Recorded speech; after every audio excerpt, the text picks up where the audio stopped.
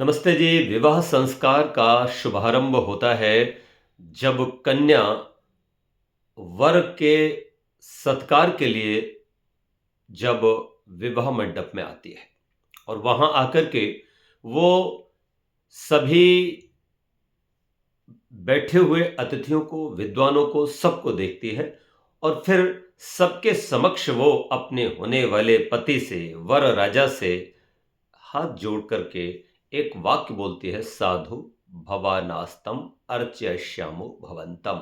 और फिर वर कहता है अपनी होने वाली पत्नी को देख करके, ओम अर्चय। अर्थात यहां से प्रशिक्षण शुरू होता है। बेटी ने कहा, युवती ने कहा उस युवक से जो पति बनने जा रहा है और वो स्वयं पत्नी बनने जा रही है, वो कहती है, साधु, हे साधु, मैं आपका सत्कार करती हूं। वो उसको स्वीकार करता है, मुझे आपके सत्कार को प्राप्त करके अच्छा लगा, मुझे आपका सत्कार स्वीकार है। लेकिन यहां सत्कार की बात ही नहीं है। यहां तो बात एक बहुत बड़ी है और बड़ी गहरी है और बहुत गंभीर है। और बात क्या है? बात यह है कि साधु कह दिया उसने, और राजा कह सकती थी, मंत्री कह सकती थी, विद्वान कह सकती थी, आचार्य कह सकती थी, जो वो था वो कह सकती थी। लेकिन उसने कहा, साधु भवानास्तम अर्चय श्यामो भवंतम। क्यों कहा? इसलिए कहा कि वो कहना चाहती है कि गृहस्थ आश्रम सब आश्रमों का आधार है। इस आश्रम में कोई लंपट, कोई व्यभिचारी अगर जाएगा तो ये आश्रम नष्ट हो जाएगा, और इस आश्रम के नष्ट होते ही बाकी सारे आश्रम ध्वस्त हो जाएंगे।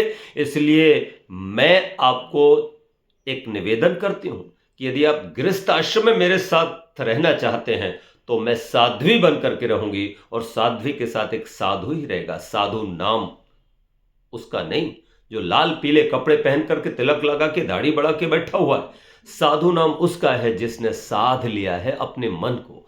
जी हां, यही वो कहना चाहती है कि छोटे से घर में रह लूंगी, पुराने वस्त्रों में रह लूंगी, एक साड़ी में रह लूंगी, सारे कष्टों को सह लूंगी, लेकिन बस एक इच्छा है मेरी कि आप मेरे साथ साधु बन के रहना। अर्थात आपका मन चंचल ना हो, आपका मन न भटके, आप मेरे घर में कभी भी पाप की कमाई ना ले आना, आप मेरे जीवन में इस प्रकार का कोई अनिष्ट मत ले आना कि आपकी आंख मैली होकर के घर में आए, आपके कान मैले होकर के घर में आए, आपकी जुबान मैली होकर के घर में आए। अर्थात आप भगवान श्री राम की तरह, भगवान कृष्ण की तरह, महापुरुषों की तरह घर में रहोगे और मैं आपका पूरा साथ दूंगी। तो यहां से विवाह प्रशिक्षण शुरू होता है। आगे की बात आगे बता